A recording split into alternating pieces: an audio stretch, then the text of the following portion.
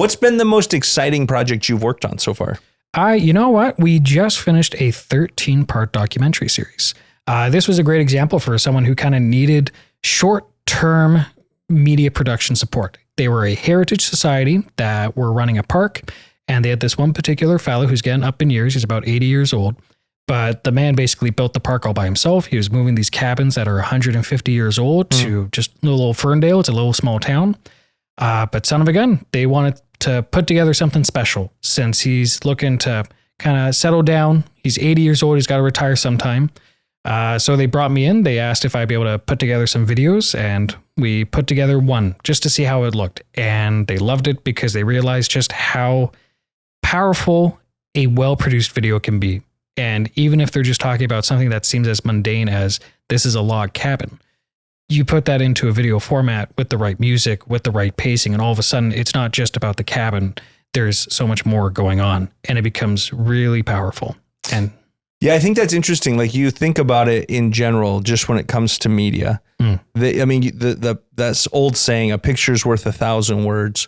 But with media, you're really combining both. Right? Like you're taking that 1,000-word picture, but then you're putting words with it, and you're putting, oftentimes, like in your production with the Heritage Foundation, you're putting music with it. That's emotion, that's conveying so much more than a paragraph that you could type out about this guy and what he did.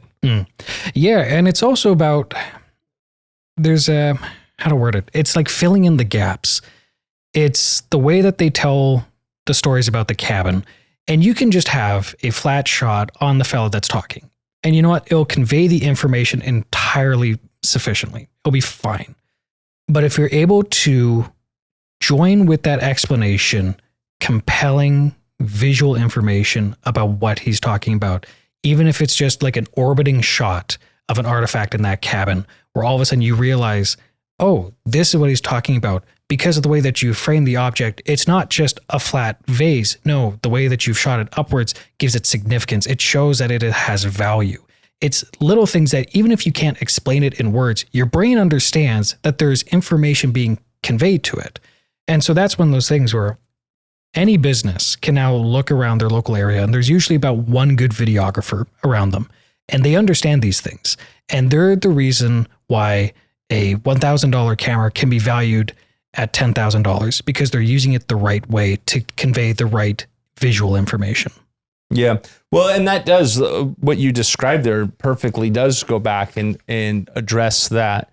It is the picture's worth 1,000 words, right? Because you can describe that vase, you can describe the artifact, you can try to tell somebody what it means and what it looks like and how it impacts them.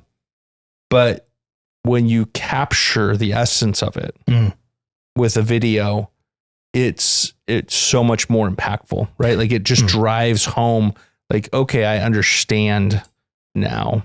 And it really does come back to that whole point where even if you can't explain why something is compelling, your brain intuitively understands when something works and when something doesn't. And it's one of those reasons why you can look at the customer and say, in matters of tastes, the customer is always right. They might not be able to give you the right diagnostic explanation as to why this works or why this doesn't, but they're onto something. And it's our jobs as the professionals to figure out what it is that is working and what it is that isn't.